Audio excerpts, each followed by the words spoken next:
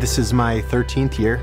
Euclid is my only department. I've never been anywhere else. This is my 10th year, 6 years with the city of Euclid. The weather was pretty bad that day. I was assigned to a different area in the city.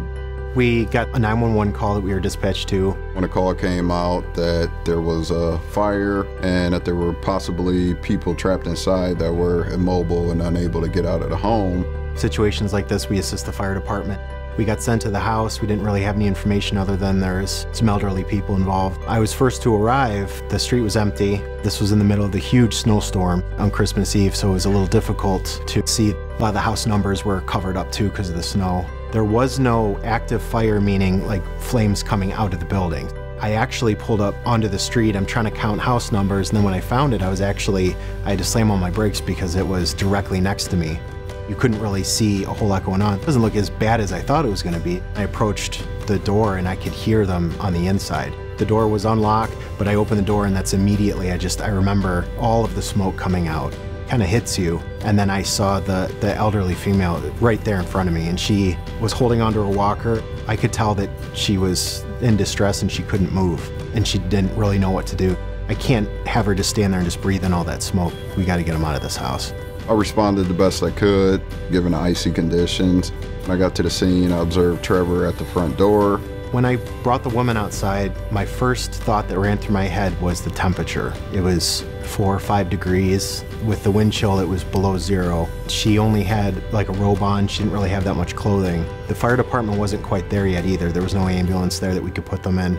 He yelled over to me that there was still someone else inside as he was carrying an elderly female out. I ran to the front door, looking in the house. I entered the house. I could hear the male calling out, "Hey, I'm right here, I'm right here." I'm trying to look through the smoke as the best I could. I thought maybe he was further back towards the dining room area, which I couldn't see. Kind of gave me the impression at the time that I wasn't going to be able to help him. How are we going to keep them warm? How are we going to keep them from not getting sick because of the cold? I was able to place her in the back of my police car, got in the front. I turned up the heat as high as it would go. The other officers were able to locate some blankets that were on a chair near the door. They ran out with the blankets. It was a team effort. Everyone there was trying to figure out how to help.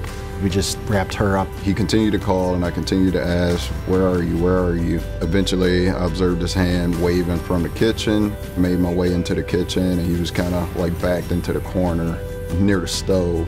I want to say he had a walker, either a cane. Say, "Hey, I'm gonna pick you up, carry you out of here." Picked him up, carried him out. He began grabbing his walker, which was slamming against the wall. I wanted to tell him to let it go, but he was like, "I needed my walker, I need my walker." I was able to get him out. The weather was really bad. EMS was on another call and they were taking a long time to get there. At this point, the male and the female were in police cars. We have to get them to a hospital because we didn't know how much smoke they had inhaled. We asked the firemen that were there, we're like, what do you need us to do? What can we do to help? And they said, "You know what? You guys already have in the back of your car. You guys go to the hospital."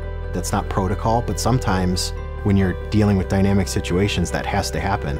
We went lights and siren up to the hospital and had them ready for us when we got there, and they were able to get there safely, and medical personnel helped get them out of the car, got them the treatment they needed. I believe it was a kitchen fire, possibly grease related. There was a fire on the wall when I entered the kitchen to the right of me. I found out that they actually did not suffer any injury, any ailment. They did the oxygen test on them, came back perfect, so they didn't have any lung damage or anything like that.